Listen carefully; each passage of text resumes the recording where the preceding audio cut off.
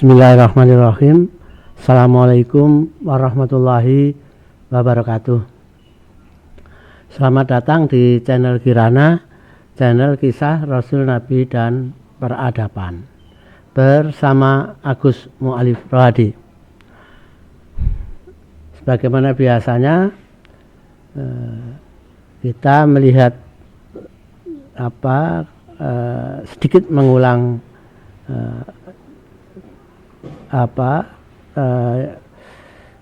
tayangan sebelumnya, ya, tayangan YouTube sebelumnya dari kisah Rasul Nabi ini. Sebelum masuk yang disambung ke hal yang baru. Jadi sebelumnya kita telah sampai pada akhirnya ada pertarungan tradisi karena Yunani membawa tradisi gimnasium, ya. Gimnasium atau gimnasia, ya. Itu dalam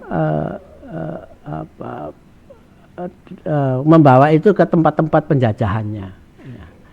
Gimnasia itu sebagai tempat rekrutmen, ya, sebagai tempat rekrutmen dan pendidikan bagi orang-orang yang akan jadi tentaranya Yunani dan para pegawainya Yunani, ya, pegawainya tentara dan pegawai. Nah, gimnasia bisa merekrut dari sumber manapun, ya, termasuk sumber dari orang-orang Yudea, orang-orang Yahudi, untuk bisa direkrut sebagai pegawai atau sebagai tentara. Nah, di gimnasia ini pola pendidikannya lebih terbuka, ya.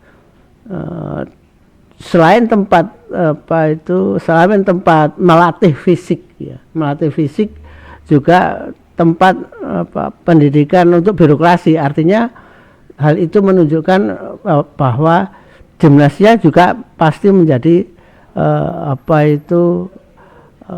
pusat, karena pusat pendidikan, ya, maka pasti ada perpustakaannya di sana. Karena ada perpustakaannya, terus rekrutmennya terbuka. Rekrutmennya itu bisa siapa saja yang mau jadi direkrut oleh Yunani, ya, Imperium Yunani. Akhirnya tradisi Yunani di dalam gimnasia itu menjadi semacam pembanding dari tradisi di Haikal Sulaiman, ya. Yang dididik di gimnasia itu mereka juga diajari baca tulis, ya.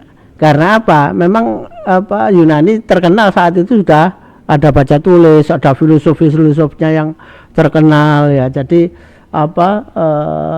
ada pendidikan itu, pendidikan filsafat Yunani dan sebagainya sebagai bahan didik pada anak didik yang dilakukan di gimnasia itu. Tidak ada pembatasan-pembatasan, misalnya seperti di Haikal Sulaiman ada ruang untuk imam, ruang untuk para orang-orang yang dikategorikan golah, ya. Sedangkan kalau di Haikal Sulaiman yang punya hak akses kepada Taurat yang ada di dalam tabut hanya para imam. Rakyat biasa tidak punya hak akses untuk bisa membuka tabut Taurat untuk dibacakan kepada kaum bangsa Yahudi. Tidak ada yang punya akses kecuali imam. Artinya apa? Artinya, ya, yang satu bisa belajar baca tulis, di gimnasia bisa belajar baca tulis, yang Haikal Sulaiman tidak ada, kecuali untuk para murid imam yang jadi calon imam juga, ya. Para imam pasti akan menggantikan jadi calon imam, menjadi imam, jadi calon imam, kan. Jadi akses ke Taurat untuk mengembangkan baca tulis itu sangat kecil sekali. Beda dengan gimnasia, ya. tradisi Yunani di gimnasia dibawa juga ke dalam gimnasia untuk melakukan pendidikan bagi orang-orang yang direkrut di gimnasia itu. Nah, akhirnya tradisi Yunani berbenturan dengan tradisi Haikal Sulaiman. Ya. Banyak orang membaca, banyak orang membaca, banyak orang belajar di gimnasia, banyak belajar membaca tulis. Ya lama-lama terjadilah benturan tradisi itu antara gimnasia dengan Haikal Sulaiman. Ya. Apalagi kalau Haikal Sulaiman ada imam, ada kaum qolah, ada kaum goyim yang tempatnya saja berbeda. Yang seperti itu di gimnasia tidak ada, semuanya ya satu tidak dibeda-bedakan, ada tempat untuk qolah, untuk goyim, untuk orang Yunani, untuk orang asing, tidak ada pembedaan itu, tidak ada pembagian seperti itu. Akhirnya bahkan ada juga imam yang belajar ke gimnasia, ya. Kenapa? Sudah menjadi tradisi dan banyak orang belajar di sana. Akhirnya banyak orang kaum golah, bangsawan, terus bahkan para imamnya belajar di gimnasia juga. Nah, akhirnya terjadi benturan itu antara tradisi Haikal Sulaiman dengan tradisi gimnasia. Ya. Pada saat seperti itu muncul yang namanya penulis naskah yaitu Ben Sirah. Nah, Ben Sirah inilah yang kemudian menuliskan proses pendidikan di gimnasia, ya, yang akan diadop bagaimana dilakukan di Haikal Sulaiman. Tapi tidak semudah itu, karena masalah di Haikal Sulaiman itu adalah masa utamanya adalah hak akses ke Taurat dan kaum qolah dan kaum goyim. Itulah yang terjadi pada kisah sebelumnya. Nah, tapi pertarungan tradisi tersebut mencapai puncaknya. Jadi kita lanjutkan sekarang. Pertarungan tradisi tersebut mencapai puncaknya ketika Joshua yang juga dipanggil Jason, ya, menyuap Raja Seleucid untuk merebut jabatan imam besar Haikal Sulaiman. Jason ini termasuk seorang imam yang belajar di gimnasia juga, ya. Ketika mengetahui tradisi gimnasia, akhirnya tahu bagaimana politik Yunani, akhirnya juga tahu bagaimana berhadapan dengan raja dan sebagainya. Ya.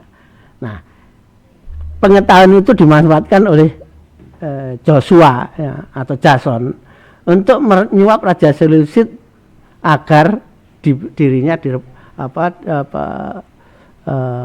dapat menduduki sebagai jabatan imam besar Haikal Sulaiman dari tangan Onias putra Simon II.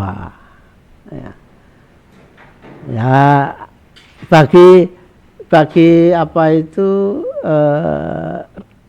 Raja Seleucid di Susa ya, di Susa itu di Persia sana itu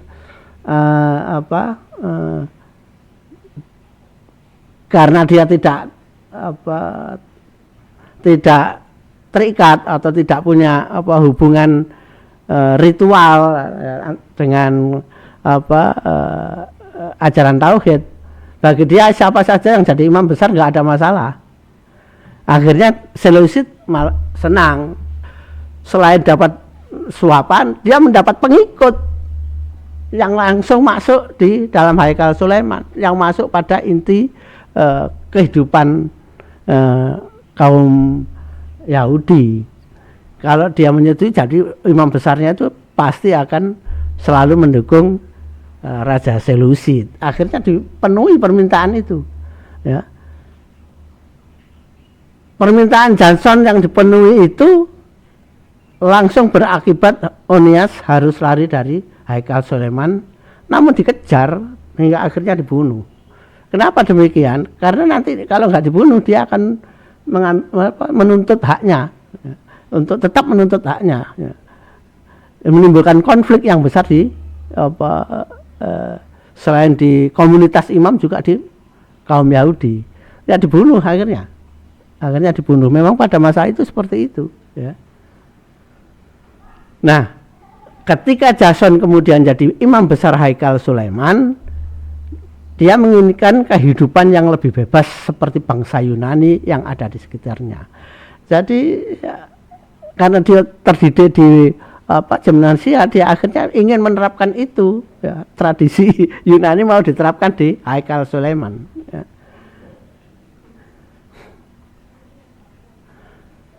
Nah, ketika Raja Seleucid yang disuap oleh Jason itu meninggal, digantikan oleh saudaranya yaitu Antiochus Epiphanes, ya, yang kemudian menggantikan raja sebagai raja. Jason kembali lagi menyuap raja untuk mencabut lebih jauh lagi, untuk mencabut piagam Antiochus III yang mengesahkan berlakunya hukum Nehemia dan Ezra bagi bangsa Yahudi.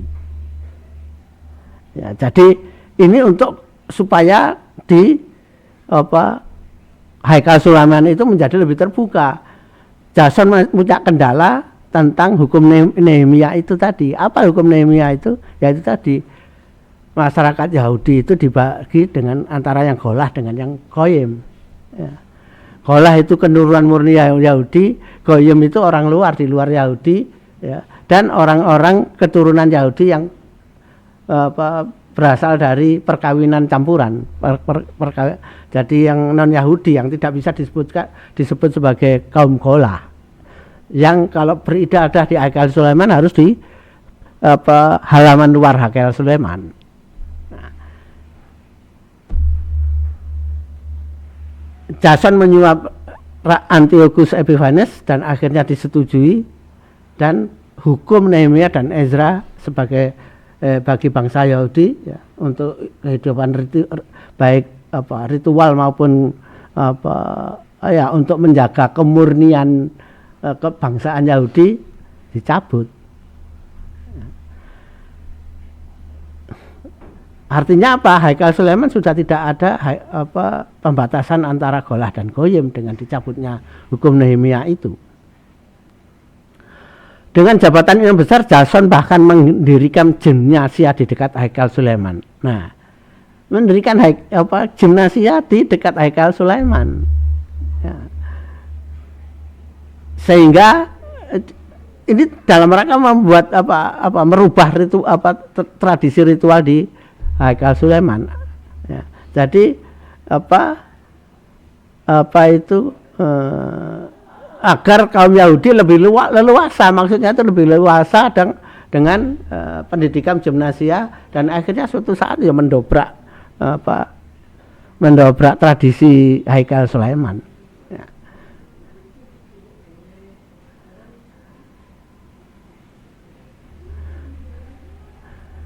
Jadi tidak ada dengan demikian tidak ada lagi pembatasan yang ketat antara kaum Golah dan kaum Goyim di gimnasia Yahudi. Meskipun di Haikal Sulaiman tetap ada Golah dan Goyim, ya, tidak bisa dihapus begitu saja, ya. Tapi di gimnasia tidak ada Golah dan Goyim. Orang-orang Yahudi yang dianggap Golah dan orang-orang yang di keturunan Yahudi tapi tidak murni darah Yahudi itu bercampur belajar bersama di sana. Dengan demikian lambat laun, ya, hukum Nehemia dan Ezra telah runtuh dengan berdirinya gimnasia Yahudi itu. Yerusalem perlahan berubah menjadi kota yang tidak lagi ketat dengan banyak pembatasan, dan perlahan berubah menjadi sebuah polis Yunani, ya. Berubah jadi sebuah polis Yunani, tradisi Yunani yang dilaksanakan di situ.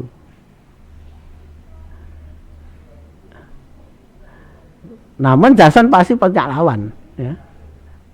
Nah, Jason pasti punya lawan, ya. Dan lawannya ternyata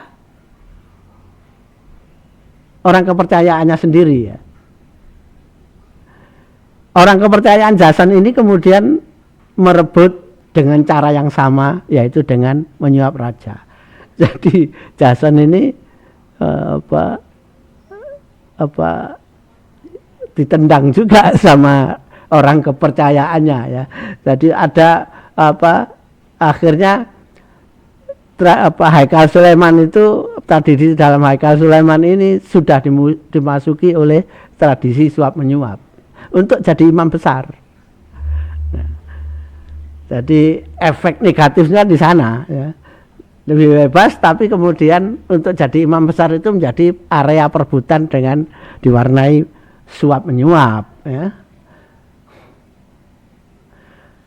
Ketika Jason dikalahkan ya, jabatannya direbut, kemudian melarikan diri ke tempat yang jauh karena takut dibunuh juga ya, melarikan diri ke tempat yang jauh agar tidak mengalami kematian seperti yang dialami oleh Onias bin Simon II yang dia bunuh sendiri itu ya. Orang kepercayaannya itu adalah namanya Menelaus ya, Menelaus ya, yang kemudian menggantikan kedudukan Jason ya. Namun kaum Yahudi tidak bisa menerima karena dia bukan keturunan Zadok lah kan, karena masih tradisi tidak bisa dihilangkan seluruhnya meskipun Golah dan Goyim sudah tidak terlampau ketat ya. Tapi imam besar harus keturunan Zadok masih berlaku ya. Jadi Menelaus ini mungkin bisa merebut kedudukan Jason, tapi tidak didukung oleh masyarakat Yahudi ya. Masyarakat Yahudi membuat jarak dengan Menelaus ya. Nah, Jason yang melarikan diri itu kemudian memanfaatkan situasi kisruh ketika Antiochus berperang di Mesir menyerbu Ptolemaik ya. Jason ini ternyata ya sebagai keturunan Zadok ya, dia masih punya pengikut yang cukup lumayan ya. Dia mengerahkan 1.000 orang yang mendukungnya merebut jabatan imam besar dari Menelaus. Nah, ketika perangnya dengan Mesir itu berakhir ya, dan Antiochus bisa mengalahkan Mesir, ketika pulang melihat keadaan Menelaus sudah tersingkir, menjadi marah ya, atas kejadian tersebut ya. Kemarahannya ini dilampiaskan dengan dilampiaskan dengan sesuatu yang tidak diperkirakan oleh kaum Yahudi ya.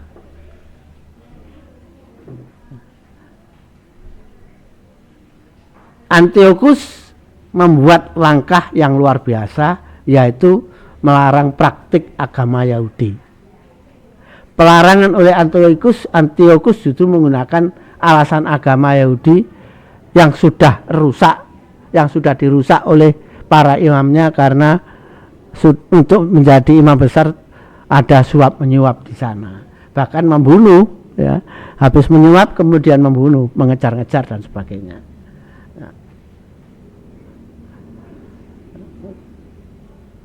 Liturgi Haikal dilarang, libur hari Sabat dihapus, sunat dilarang. Oh, luar biasa. Sunat itu adalah identitas sunat itu adalah identitas yang paling mendasar saat itu. Karena apa? Orang bisa bisa masuk golah, syaratnya salah satunya harus sunat. Dengan sunat berarti masuk pada agama Yahudi. Karena apa? Yang lain para penyembah berhala, termasuk raja-raja penjajah ya, raja-raja penjajah bangsa Yahudi tidak mengenal sunat. Tidak mengenal sunat. Sunat itu pada saat itu menjadi pembeda yang luar biasa, sangat prinsip ya, pembeda yang sangat prinsip antara ajaran tauhid ya, pembeda yang prinsip dan kasat mata ya, untuk membedakan siapa yang beragama tauhid dan yang tidak, siapa yang menjadi bangsa Yahudi yang murni dan yang tidak, siapa yang berhak menjadi golah dan siapa yang berhak menjadi goyim. Itu yang menentukan di situ sunat itu ya. Nah, selain melarang liturgi Haikal Sulaiman seperti itu tadi, Antiochus juga merobohkan tembok-tembok pembatas antara ruang golah dan goyim. Jadi golah dan goyim dengan tembok itu dinding tembok dirobohkan, maka golah dan goyem bercampur, ya.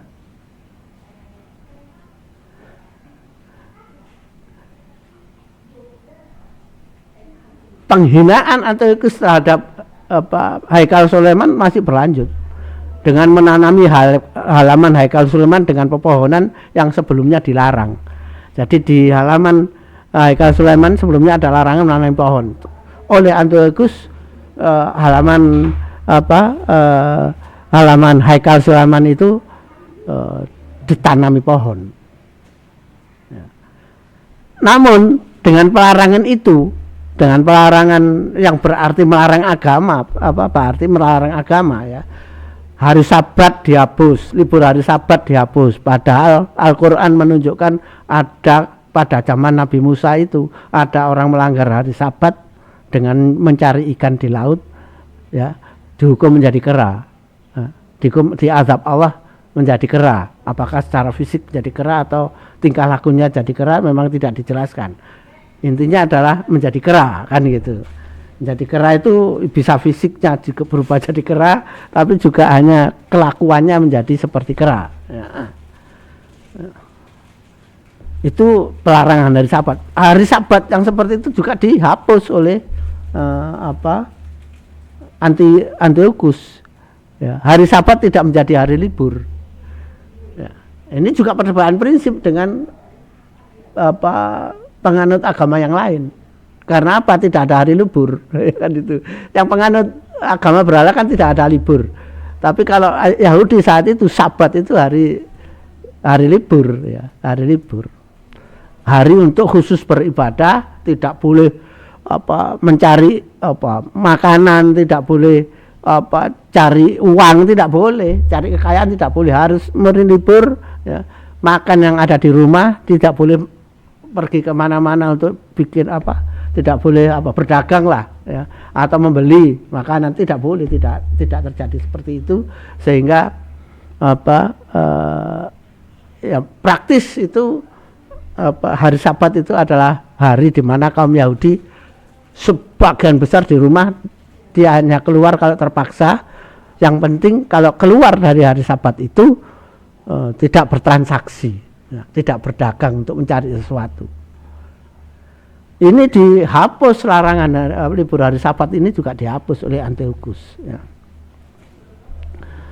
Jadi tembok-tembok sudah dihapus, sunat dihapus, hari Sabat, libur hari Sabat dihapus, halamannya sudah tanami pohon. Artinya apa? Ini praktis melarang praktik agama Yahudi. Melarang praktik agama Yahudi. Praktis seperti itu, ya. Meskipun tidak total gitu, ya, meskipun bercampur tetap ya lambat laun mereka yang para pengikutnya Jason yang ingin bebas, ya, semakin besar, ya kan gitu. Orang-orang yang ingin bebas, orang-orang yang selama ini terkendala dengan golah dan goyem menjadi bebas untuk masuk Haikal Sulaiman. Dinding-dinding pembatasnya sudah dirobohkan semua, ya. Hari Sabat tidak libur, banyak orang cari banyak orang berdagang dan sebagainya. Terjadi seperti itu. Praktis sebenarnya hampir bisa disebut yang dilakukan Antiochus itu adalah menghapus lambat laun bisa disebut menghapus ajaran tauhid, ya. Bisa seperti itu karena liturginya kan sudah dihapus, ya. Nah, kenapa lambat laun? Karena Antiochus sendiri tidak memaksa kaum Yahudi menyembah dewa Yunani, tetap menyembah Allah, tapi liturgi Haikal Sulaimannya dihancurkan. Itu yang dilakukan Antiochus, ya.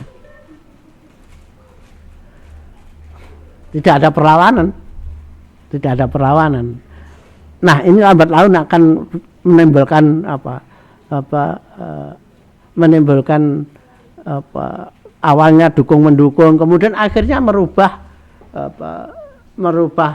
konsepsi dalam beragama. Ketika merubah konsepsi dalam beragama, akhirnya juga akan mempengaruhi munculnya muncullah aliran-aliran agama Yahudi. Yang sebelumnya agama Yahudi ya cuma agama Yahudi gitu aja. Nanti akan muncul aliran-aliran. Aliran-aliran ini kalau kita baca kitab Injil kan sudah disebut, misalnya Farisi, ya, Sadiki, Qumron, itu kan disebut ya. Ada aliran-aliran seperti itu. Orang Yunani meskipun bisa menyuguhkan sistematika berpikir filsafat mereka, namun ending filsafat mereka dalam pandangan kaum Yahudi yang saleh, hal itu tetaplah penyembahan pagan. Ya. Bagi mereka jelas nampak bahwa agama pagan itu buatan manusia, ya itu pasti ya. Mereka bisa melihat jelas. Ketika dibandingkan dengan kitab Taurat yang kompleks, yang banyak mengatur peribadatan, menunjukkan adanya mukjizat, ada nubuah dan sebagainya, yang itu menunjukkan bahwa dengan jelas perbedaannya dengan agama pagan ya.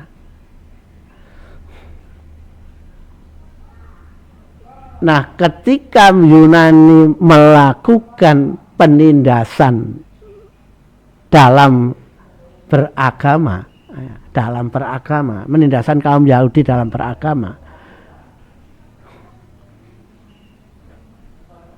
mendapatkan tekanan yang semakin kuat baik secara fisik maupun dengan tradisi yang praktis instan dari praktek filsafat Yunani. Karena filsafat Yunani pada masa itu ya cara hidup seperti yang diterapkan oleh Alexander ya.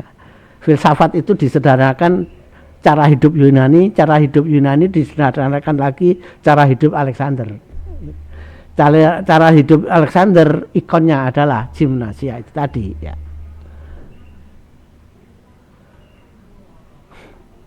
Nah, ketika mendapatkan tekanan yang kuat seperti itu, kaum Yahudi justru mendapatkan jawaban dari pelarian serta tumbuhnya harapan dari nubuah nabi-nabi mereka. Ketika mereka mendapatkan tekanan, mereka melihat kitabnya lagi ya. Mereka mencoba mencari pembebasan dari kitabnya, mencari alasan-alasan yang memberikan ruang bagi dia melihat, oh ini termasuk yang harus dilalui oleh kaum Yahudi. Dengan demikian mereka bisa menerima tekanan itu dengan sadar, dengan hati yang penuh kesadaran. Ya. Penuh kesadaran di sini adalah memang mereka masih harus mengalami penjajahan lagi.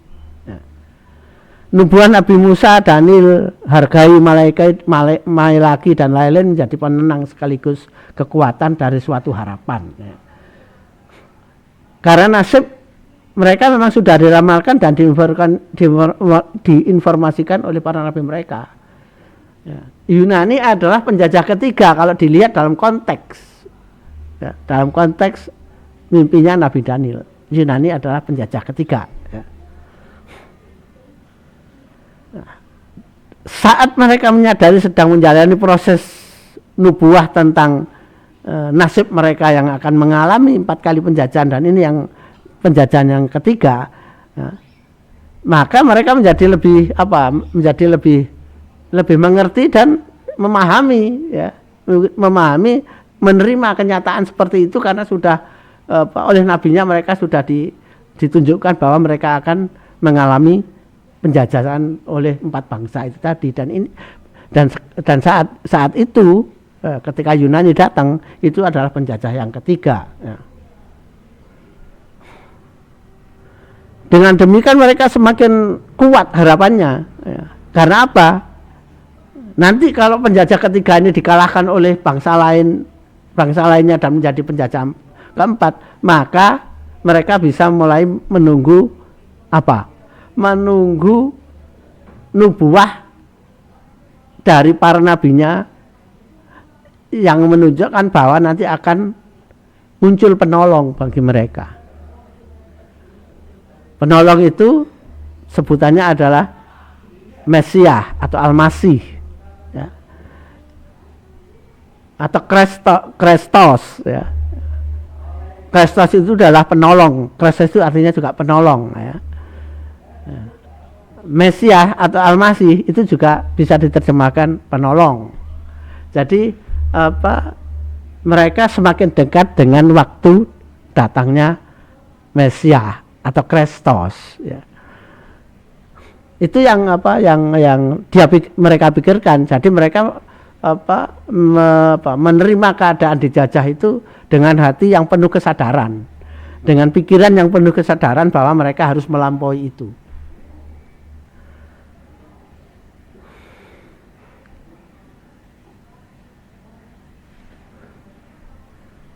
Bagi Yunani sendiri, ya, ketika bangsa Yahudi sudah bisa menyadari keadaannya bahwa memang mereka harus dijajah, mereka justru melihat keteguhan kaum Yahudi memegang keimanannya. Jadi meskipun Golah dan Goyim itu pembatasnya sudah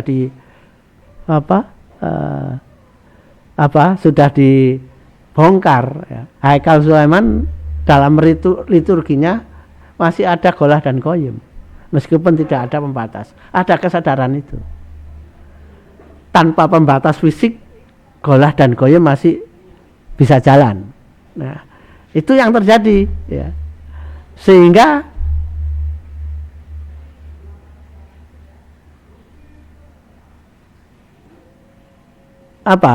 Sehingga bangsa Yunani melihat ini, ya, selain kagum, juga melihat ini sebagai potensi suatu saat mereka akan bangkit lagi untuk melawan Yunani.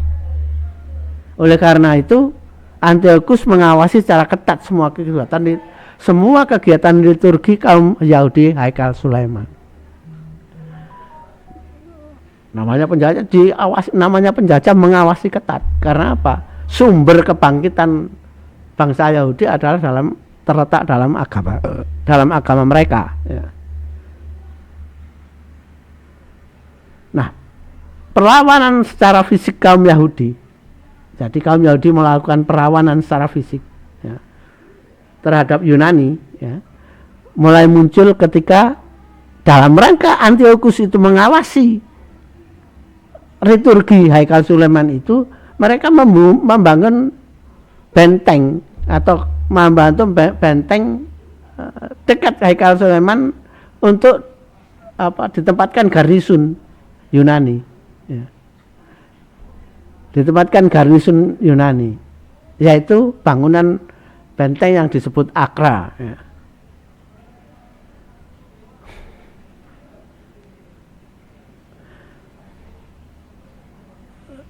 Peristiwa pembangunan Akra ini bisa dilihat pada kitab 1, ya, kitab 1 Makabe pasal 1 ayat 35 sampai 38 yang meriwayatkan, ya, atau menuliskan, maka, ya, jadi bunyinya adalah, maka mereka orang-orang Yunani itu membangun kota Daud dengan tembok yang besar dan kuat, dan dengan menara-menara kuat,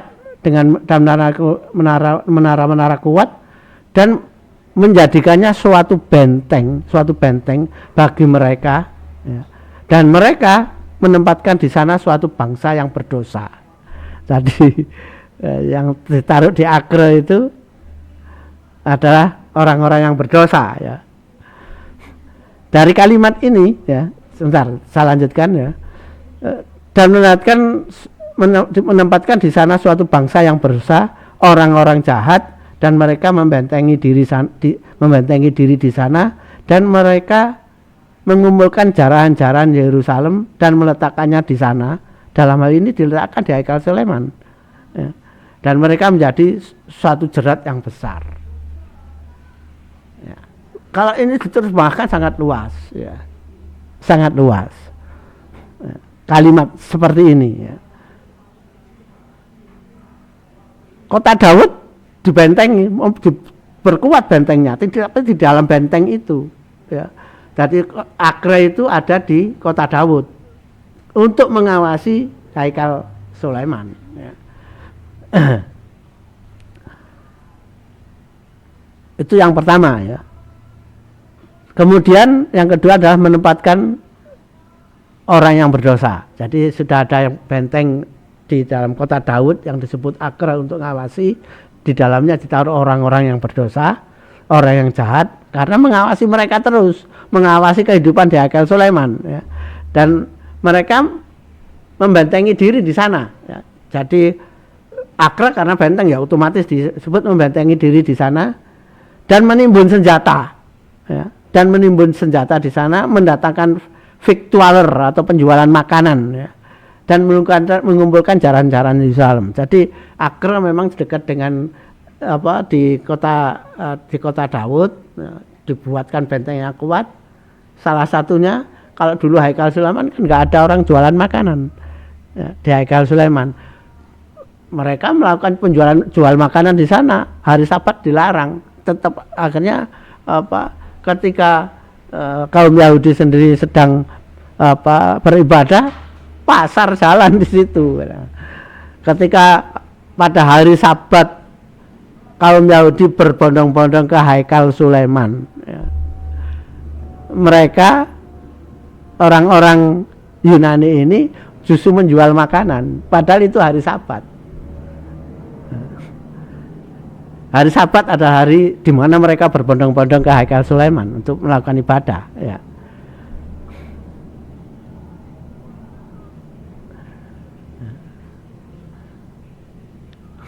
Dan mengumpulkan jaran-jaran Yerusalem, mengumpulkan jaran-jaran itu termasuk upeti dan macam-macam lah, ya.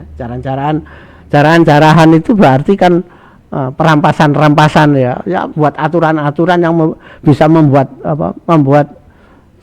orang dirampas oleh Yunani, makanya disebut jaran-jarahan, ya. Yang itu diletakkan di Yerusalem, di kota Yerusalem, ya. Dan mereka menjadi suatu jerat yang besar, disebut menjadi suatu jerat yang besar. Mengapa menjadi suatu jerat yang besar? Karena sejak masa Jason itu,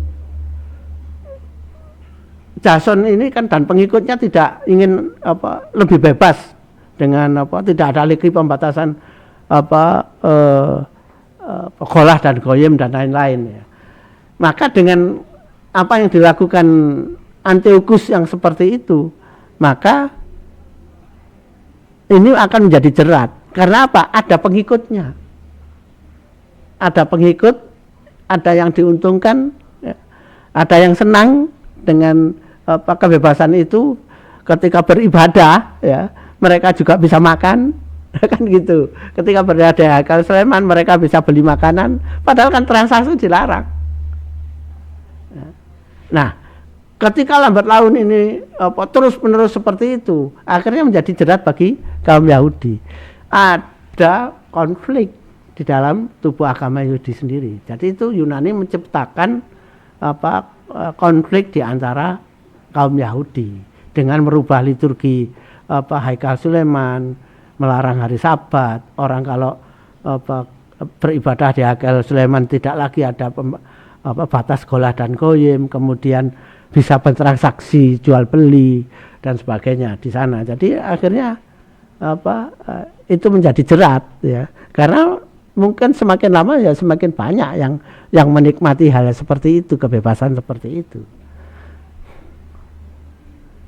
Ini adalah foto penggalian reruntuhan Akra di kota Daud, Yerusalem. Jadi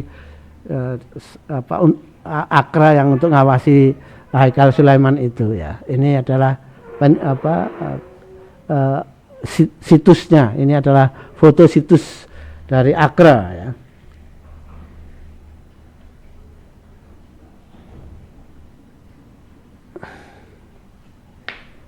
Suatu saat Antiochus sibuk menghadapi serangan bangsa Partia di wilayah utara Mesopotamia. Jadi di utaranya di utaranya kota Mosul atau kota Niniwe, ya. Kota Niniwe, di utara kota Niniwe.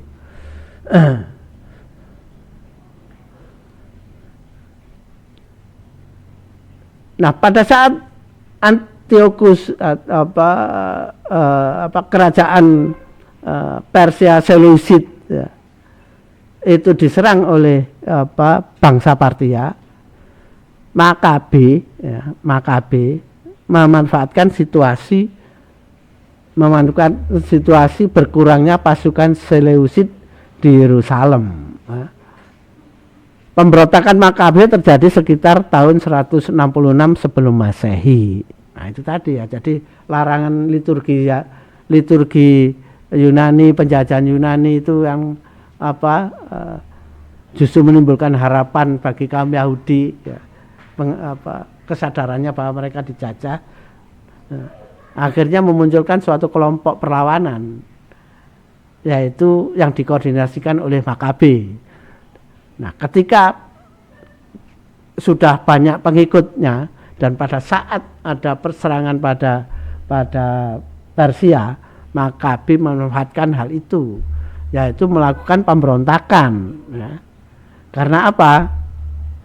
Dengan diserang oleh Persia itu ada pengurangan tentara Yunani di Yerusalem, karena dikerahkan untuk menghadapi serangan dari bangsa Persia. Ya.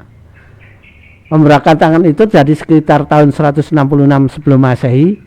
Makabe sukses merebut Yerusalem dan Hakel Sulaiman. Sukses. Ya.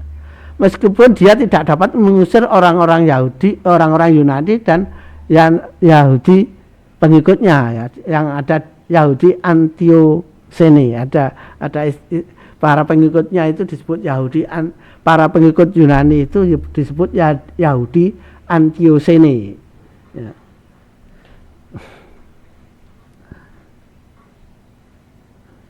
Makabe sukses karena bantuan dari orang-orang Roma. Ternyata Makabe ini mendapatkan bantuan dari orang Roma. Berarti pada saat itu Roma juga sudah mulai tumbuh sebagai bangsa yang besar yang akan berpotensi menjadi bangsa yang akan mengimbangi bangsa Yunani, ya, mengimbangi bangsa Yunani yang jajahannya, imperiumnya sangat luas itu. Roma menjadi kekuatan baru di Eropa. Ya. Dengan yang itu ditunjukkan dari Makabe, ya, dari pemberontakan Makabe, orang-orang Roma ini membantu Makabe. Ya. Namun kesuksesan itu hanya berjalan ketika 3 tahun usai perang dengan Persia. Ya. Antiochus IV mengirim pasukan dan berhasil membuat Makabe terdesak dan mundur dari Yerusalem. Kalah lagi, ya, menang sebentar, kalah lagi. Ya. Menang cuma menikmati kemenangan 3 tahun, kemudian dikalahkan lagi, terusir lagi.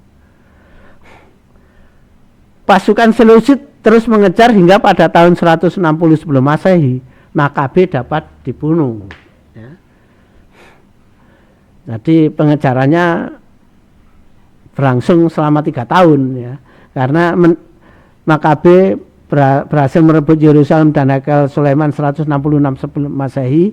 Kemudian 3 tahun kemudian Persia bisa Yunani bisa mengalahkan Persia, kemudian mendatangkan lagi pasukan ke Yerusalem. Makabe dapat dikalahkan, Makabe lari, dalam pelariannya itu dapat dibunuh tahun 160 sebelum Masehi. Jadi 3 tahun pelarian Makabe itu, sehingga akhirnya bisa dibunuh.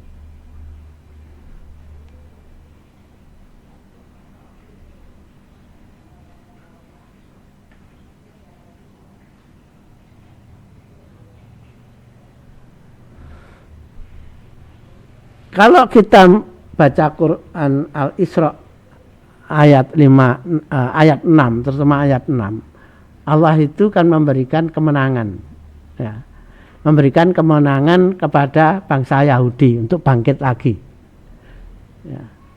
Sebelum jatuhnya azab yang kedua, kaum Yahudi diberikan kesempatan untuk menang. Kaum Yahudi diberikan kesempatan untuk besar lebih dulu sebelum jatuh hukuman yang kedua. Makna ayatnya kan demikian, ya. Jadi antara Al-Isra 4-5 hukuman yang pertama, ya, kemudian ayat 6 itu Allah memberikan kesempatan kaum Yahudi menikmati kemenangan, ayat ke-7 jatuh lagi hukuman yang kedua. Ya. Jadi ayat ke-6 mulai datang. Ya. Ayat ke-6 yang disebut dalam Al-Quran itu mulai datang. Ya. Bibitnya yaitu pemberontakan Makabe. Artinya apa? Untuk menang kan tidak begitu saja tiba-tiba menang. Ada proses. Prosesnya apa? Prosesnya salah satunya adalah mereka yang tidak ingin dijajah, ya, mereka yang tidak ingin dijajah itu dapat dikoordinasikan oleh Makabe meskipun saat itu terus kalah. Jadi ini belum betul-betul bisa mengambil lagi kemenangan kaum Yahudi. Tapi proses untuk menuju kemenangan sudah dimulai dengan munculnya pemberontakan Makabe itu. Karena apa? Ada kelanjutannya perlawanan itu meskipun Makabe dapat dibunuh. Makabe digantikan saudaranya yaitu Yonatan yang meneruskan perlawanan terhadap Seleucid. Jadi awal kemenangan itu dimulai ketika Makabe melakukan pemberontakan, meskipun bisa dibunuh, kemudian perlawanannya diteruskan oleh saudaranya yaitu Yonatan.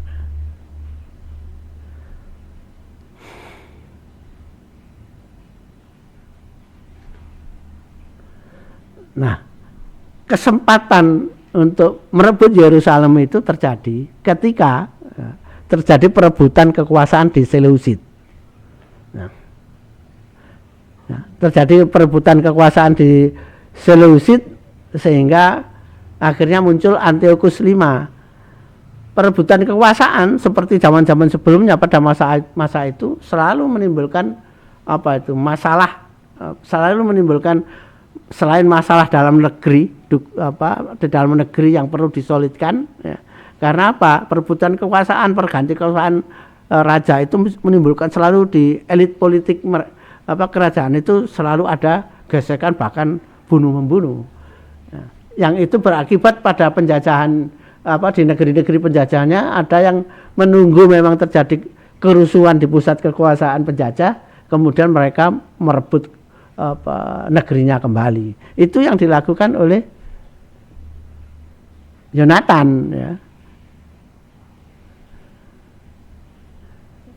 Yonatan berhasil melakukan perlawanan tapi akhirnya juga kalah lagi, ya.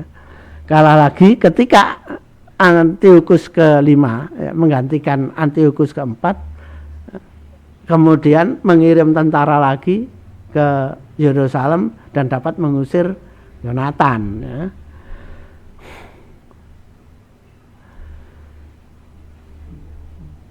Terjadi pemberontakan yang berulang kali oleh Yonatan, ya. Dan akhirnya Antiochus V ini mengambil langkah yang lebih kompromis, ya, yang lebih kompromis. Ya, karena apa? Pemberontakannya rakyat yang melakukan perlawanan di Yerusalem itu juga tidak habis.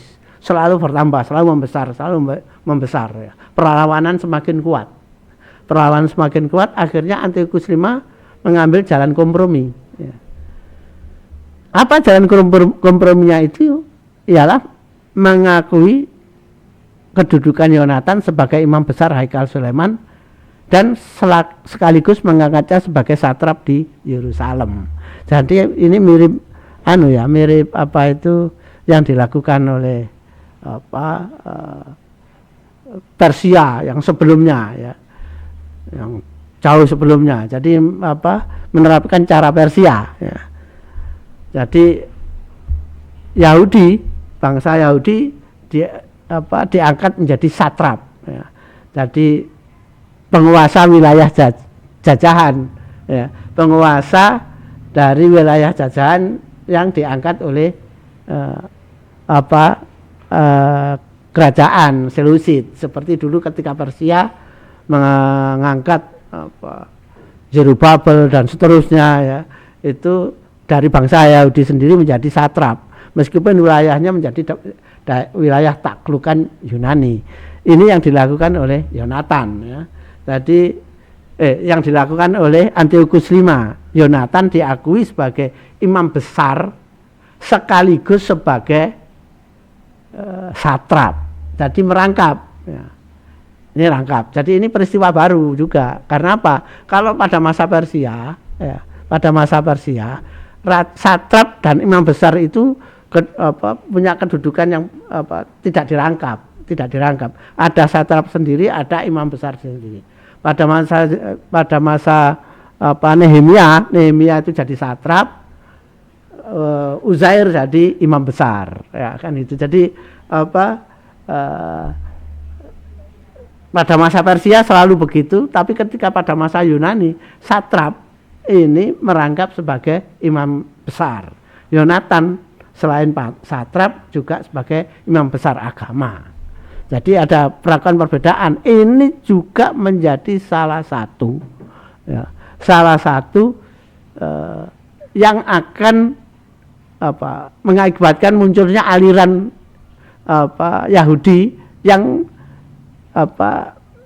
menyepakati prinsip seperti itu. Nanti akan ada aliran yang menyepakati harus dipisah jabatan itu. Jadi istilahnya itu jadi kanon asasinya. Ada yang mengakui seperti itu. Karena apa? Di dalam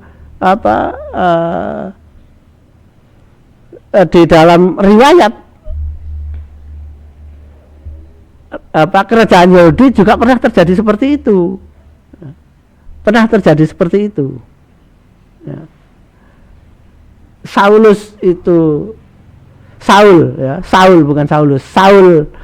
pada masa sebelum Nabi Daud ada raja, ada imam besar. Tapi zaman Nabi Daud itu raja, tapi juga imam besar. Juga imam besar. Jadi merangkap sebagai imam. Karena sebagai nabi merangkap sebagai imam. Meskipun bukan imam meskipun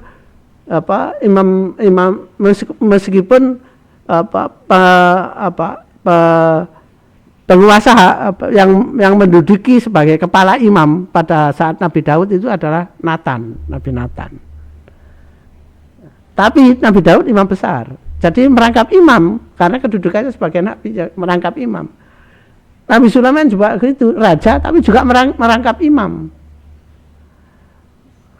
Jadi ada peristiwa sebelumnya sehingga nanti hal ini juga menjadi salah satu prinsip terbentuknya aliran.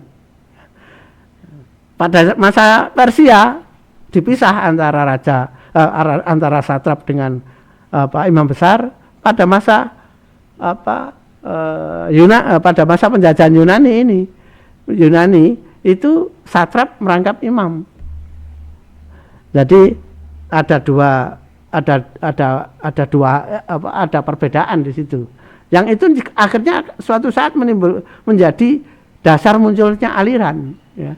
Aliran yang setuju dengan perangkapan itu dan aliran yang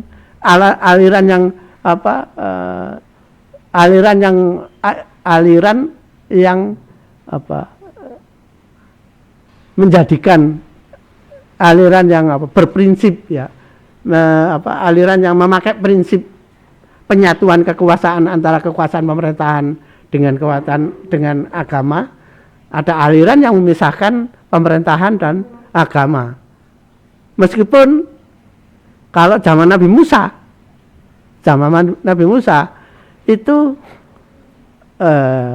ada perbedaan antara imam dengan panglima bangsa Yahudi Bani Israel saat itu. Jadi aslinya sebenarnya dipisah dalam Taurat, tapi kemudian muncul paham yang menyatukan karena apa? Ada presidennya yaitu Nabi Daud dan Nabi Sulaiman merangkap imam besar. Kalau zaman Nabi Musa, Nabi Harun adalah imam besar, tapi Nabi Harun nggak ngurusi pemerintahan, yang karena urusan pemerintah dipegang Nabi Musa. Nabi Musa dibantu Yosua itu. Nabi Musa mengatur keseharian kehidupan Bani Israel, sedangkan Nabi Harun memegang liturgi, memegang kuasa peribadatan, ya. Dari suku Lewi, ya, dari suku Lewi. Nabi Harun ini dari suku Lewi, ya. Yang memang diserahi ngurusi peribadatan. Taurat kan begitu memang. Khusus ngurusi peribadatan kan suku Lewi. Jadi ada pemisahan. Dalam Taurat itu sebenarnya ada pemisahan antara kehidupan beragama dengan pemerintahan. Nah, tapi zaman Nabi Daud dan Nabi Sulaiman itu merangkap imam. Meskipun ada imam kepalanya, ya, imam besar yang kepala imam besar, ya. Kepala imam besar.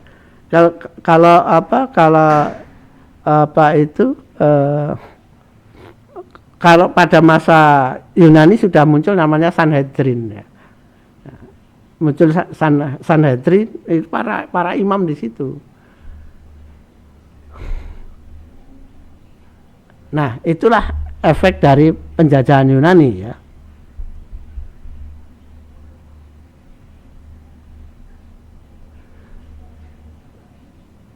Ketika terjadi pergantian kekuasaan Seleucid pada tahun 143 sebelum Masehi,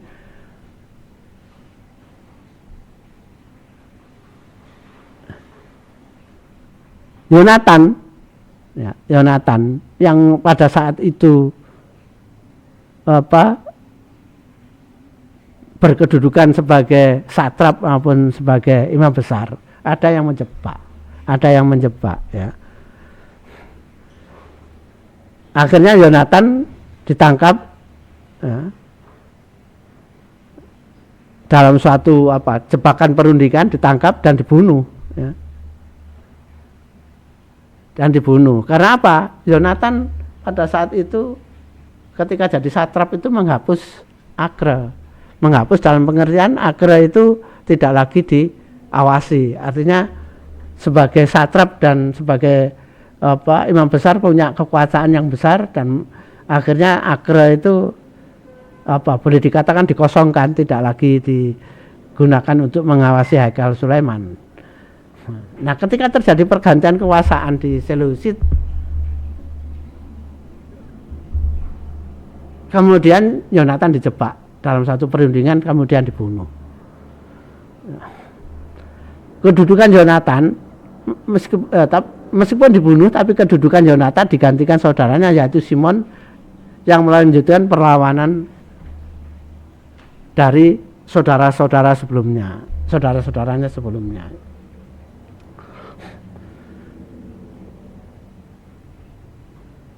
Pada tahun 141 sebelum Masehi, Simon dapat merebut Acre dan merobohkan, menghancurkan benteng tersebut. Jadi benteng ini menjadi sesuatu yang simbolik akhirnya, ya. Simbolik bagi kedudukan penjajah.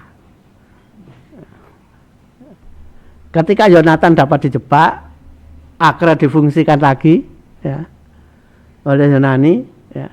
Diganti satrapnya diganti. Satrapnya dari orang Yunani, terus ini menimbulkan pemberontakan lagi. Nah, pada tahun 141 sebelum Masehi, Simon dapat merebut Acre dan merobohkan dan menghancurkan benteng tersebut. Nah,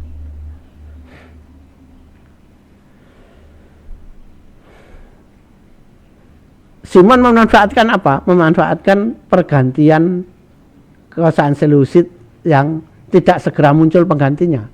Jadi ketika Antiochus IV itu meninggal, Antiochus V meninggal, menimbulkan kekosongan kekuasaan di Seleucid. Ketika kekosongan kekuasaan itu dimanfaatkan oleh Simon untuk merebut Yerusalem dan Haikal Sulaiman. Akhirnya ketika dinasti Seleucid ini belum muncul raja baru, ya. pemberontakan telah dilakukan, yaitu oleh Simon, ya, dan berhasil merebut Yerusalem dan menghancurkan Agra. Ternyata Simon tidak hanya berhenti di situ. Ya, Simon melanjutkan serangannya hingga dapat merebut kota Jaffa dan Geser. Lumayan jauh. Setelah menaklukkan Yerusalem ke Jaffa, kota pantai, kota pelabuhan Jafu atau Jaffa, itu kan lumayan jauh. Jadi kekuasaannya Simon, berarti pasukannya Simon itu kuat. Ya. Pasukannya Simon itu cukup kuat, bahkan mau merebut kota Jaffa dan Geser. Ya. Ini ada lukisan Yudas Makabi dengan pasukannya merebut benteng merebut benteng Yerusalem dan Haikal Sulaiman, ya. Kemudian merebut Haikal Sulaiman. Ini yang disebut Makabe, ya. Jadi keluarga Makabe. Baru pada tahun 139 sebelum Masehi, ya. Jadi sekitar 2 tahun kemudian, Raja baru Seleucid, ada yang sudah muncul definitif Raja Seleucid, yaitu Antiochus VII, ya. Meskipun sudah ada raja, Antiochus VII tidak ingin melanjutkan perang karena saat itu Seleucid harus membagi kekuatannya untuk menghadapi serangan kerajaan Parsia. Jadi permusuhan dengan Parsia ini juga belum selesai, ya. Meskipun sempat diambil lagi oleh Antiochus IV, ya.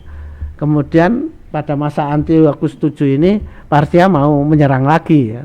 Sehingga Antiochus VII ini harus membagi kekuatannya untuk menghadang pasukan Parsia. Dan akibatnya dia tidak ingin berperang dengan Makabe, tidak pernah keluarga Makabe, ya, tidak mau tidak mau melakukan peperangan dengan Simon, ya.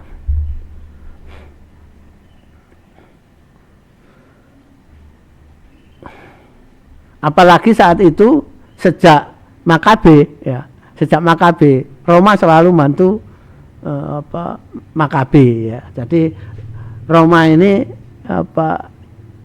dinasti Makabe ini didukung Roma, artinya Roma juga ingin ngambil wilayah Yunani, ya.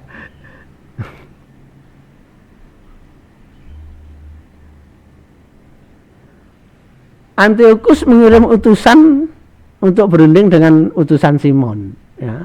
Dan disepakati Simon menyerahkan kota Jaffa dan Geser untuk mendapatkan wilayah Yehuda yang merdeka. Jadi wilayah, kalau Jaffa dan Geser kan tidak masuk wilayah Yehuda. Nah, terus itu dijadikan kesepakatan, wilayah Yehuda itu wilayah Yahudi yang asli sebelumnya. Pada masa lalu itu kan ada Samaria, ada Yudea. Nah, Yudea inilah yang dijadikan kompensasi kepada Simon. Wilayah Yudea pada masa lalu diberikan kepada Simon sebagai suatu bangsa Yudea yang merdeka. Itulah yang dilakukan oleh Simon. Dengan demikian berhasil memperoleh kemenangan karena apa? Sudah bebas, sudah merdeka. Dengan meskipun wilayah lebih kecil lagi, yaitu wilayah Yudea. Lebih kecil dari wilayah kaum Yahudi setelah masa Persia. Kembali ke wilayah Yudea. Kembali menjadi wilayah Yudea yang merdeka. Sedangkan wilayah lainnya masih dijajah oleh dinasti Seleucid, yaitu Antiochus VII.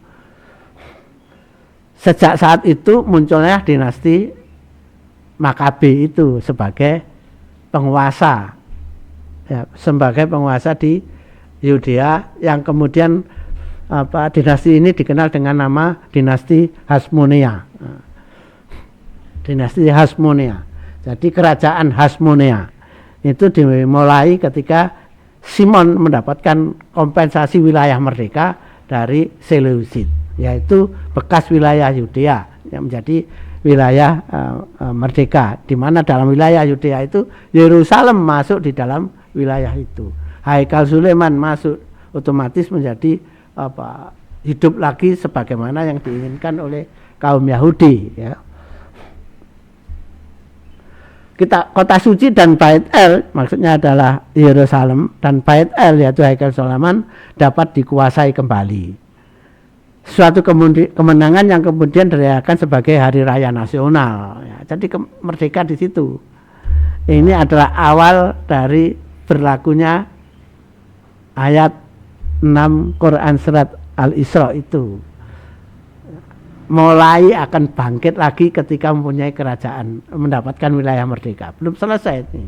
Jadi perlawanan belum selesai, ya. Kemenangan belum selesai, ya. Meskipun sudah merebut Yudea, ya. Mendapatkan wilayah merdeka Yudea. Kitab 1 Makabe ayat pasal 13 ayat 49 sampai 52 menyebutkan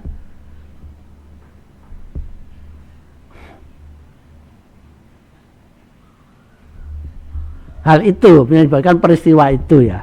Jadi bunyinya itu adalah seperti ini. Sementara itu tentara pendudukan yang menduduki kubu Yerusalem, tentara pendudukan itu adalah Seleucid, ya, yang menduduki kota Yerusalem, tidak dapat keluar ke daerah atau kembali untuk berjual beli, ya.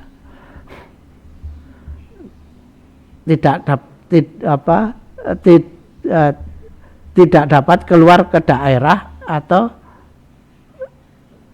kembali untuk berjual beli, ya. Artinya tidak lagi bisa melakukan jual beli di Haikal Sulaiman.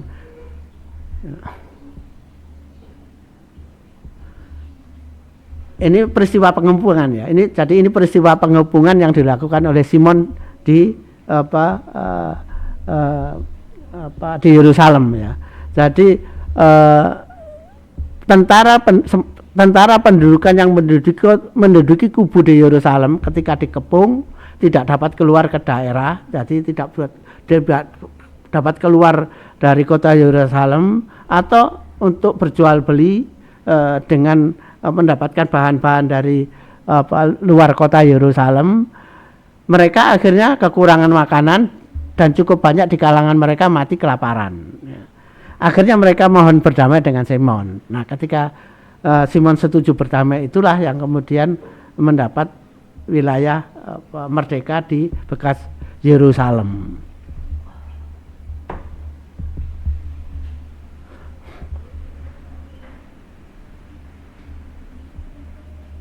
Itu yang diungkapkan dalam kitab 1 Makabe pasal 13 ayat 49 sampai 52. Jadi proses bagaimana Simon akhirnya mendapatkan wilayah merdeka di bekas kerajaan Yerusalem.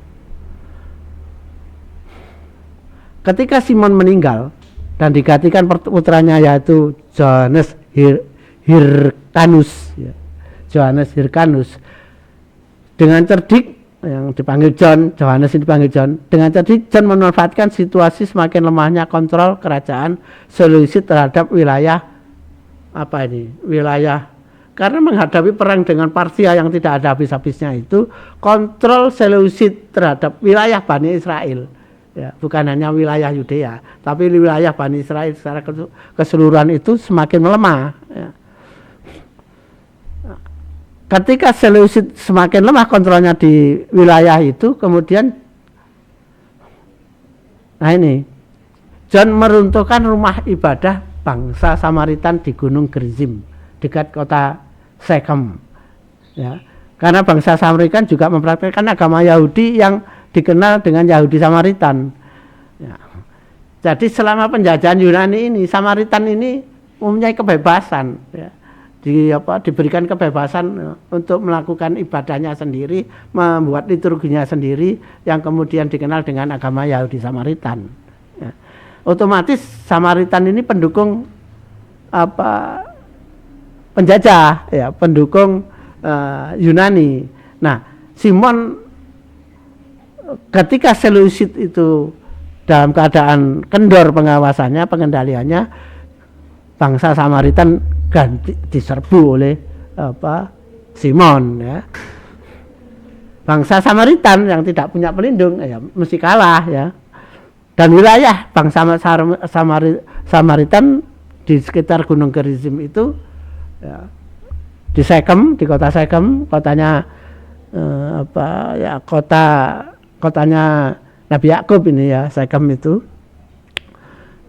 diambil oleh Simon ya, diambil oleh Simon. Bangsa Samaritan tidak bisa berbuat apa-apa.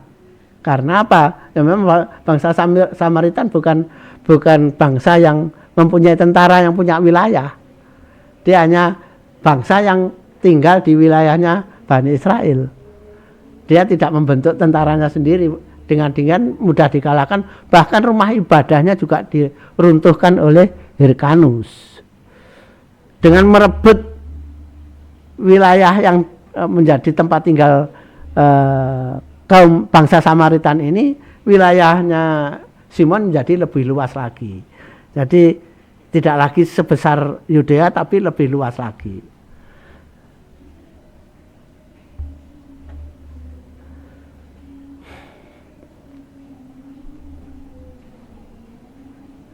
Bukan hanya itu, bukan hanya wilayah utara Yerusalem yang mulai direbut, wilayah selatan juga mulai direbut oleh Simon lagi. Direbut lagi oleh Simon, yaitu wilayah Idumea atau wilayah Edom ya. Idumea atau Edom itu direbut lagi oleh Simon. Simon menduduki wilayah tersebut ya. Wilayah Idumea diduduki oleh Simon.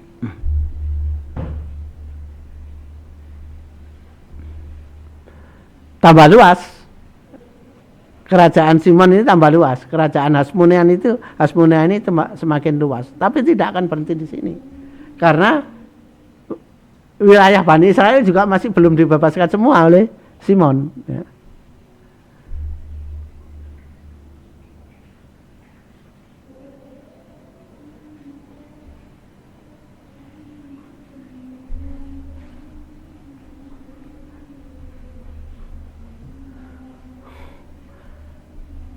Selain ke utara dan ke selatan, John Hyrcanus juga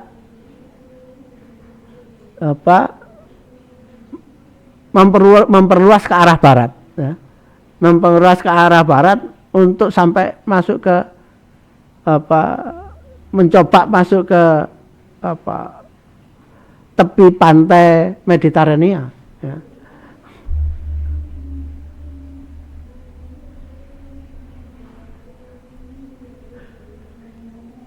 Dengan demikian munculnya kerajaan Hasmonea ini yang dimulai tahun 141 sebelum Masehi dengan rajanya yaitu Simon, yang kemudian dilanjutkan oleh John Hyrcanus pada tahun 139 sebelum Masehi. Jadi Simon cuma 2 tahun dengan wilayah mencakup sebelah timur Sungai Yordan dan wilayah Idumea. Ya. Saat itulah Quran Al-Isra mulai menunjukkan bentuknya ya, banyak mengalami kemenangan ya.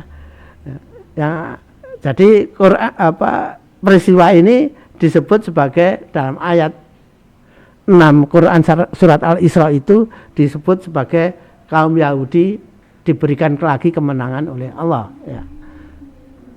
Setelah hukuman pertama ya.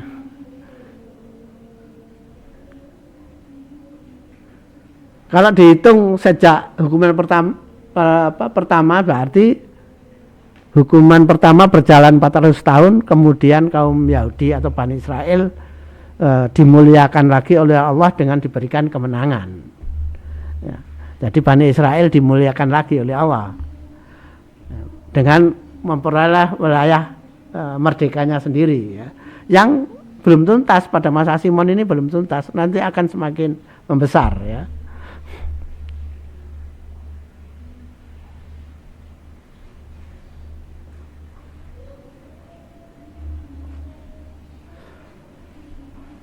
perluasan kerajaan Hasmoninya itu terus terjadi. Karena apa? Lawannya kan cuma Edom ya.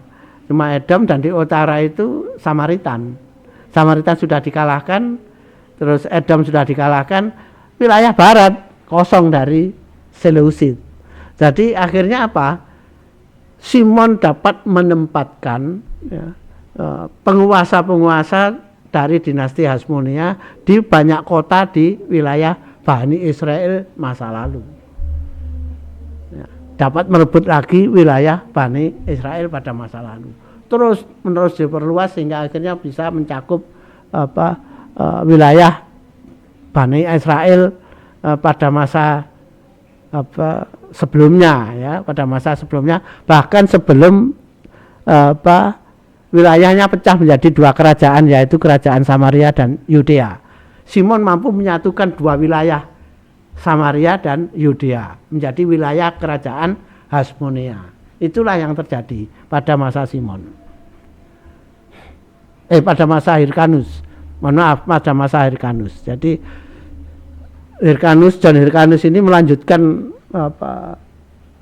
apa yang telah dicapai oleh Simon yang mendapatkan wilayah merdeka bekas tanah Yudea. Akhirnya dia pada masa John Hyrcanus ini bisa menyatukan wilayah Bani Israel lagi, yaitu yang luasnya dulu sebelumnya telah juga terbagi dua, yaitu Samaria dan Yudea. Oleh John Hyrcanus ini bisa disatukan lagi. Itulah yang terjadi pada masa John Hyrcanus, sehingga Quran surat Al-Isra ayat 6 menyebut bahwa Allah telah memberikan kemenangan lagi pada Bani Israel ya. Nah, ini peta pada masa Simon dan John Hyrcanus ya. Kalau pada masa Simon mereka mendapatkan pada wilayah yang abu-abu gelap ya, abu-abu tua ya. Wilayah abu-abu tua itu adalah wilayah merdeka pada masa Simon. Kemudian pada masa John Hyrcanus ini wilayahnya lebih luas lagi, yaitu pada batas-batas yang di situ digambarkan dalam titik-titik itu batasannya ya. Titik-titik itu. Jadi baik sebelah barat timur Yordan maupun sebelah timur Sungai Yordan dikuasai, dan termasuk ke selatan itu menguasai wilayah Idumea dan Moab. Jadi bisa dilihat di situ ada wilayah timur Sungai Yordan meliputi wilayah utara timur Sungai Yordan, wilayah selatan timur Yordan, wilayah selatan itu Moab, sedangkan wilayah utara dari kerajaan Yudea pada masa Simon itu sudah banyak kota yang dikuasai oleh John Hyrcanus ya. Sedang perbatasannya juga sudah mencapai otomatis mencapai barat ya, mencapai barat mencapai pantai ya, pantai Laut Tengah ya. Itulah luas pada masa Hasmonia ya. Saya kira untuk sesi kali ini kita cukupkan sekian ya, yaitu sampai pada masa terbentuknya kerajaan Hasmonia pada masa John Hyrcanus yang wilayahnya sudah luas ya, yang meliputi barat Sungai Yordan ya, tepi barat Sungai Yordan maupun tepi timur Sungai Yordan ya, sampai wilayah selatan yaitu menguasai wilayah Idumea ya, termasuk wilayah Gaza. Jadi wilayahnya Filistin ini dikuasai Hasmonia ya. Ya, saya kira itu untuk sesi kali ini, mudah-mudahan bermanfaat ya.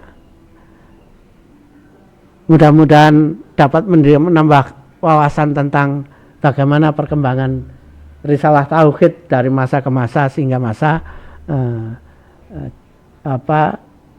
dinasti Hasmonea dengan rajanya yaitu John Hyrcanus. Demikian, billahi taufik wal hidayah. Assalamualaikum warahmatullahi wabarakatuh.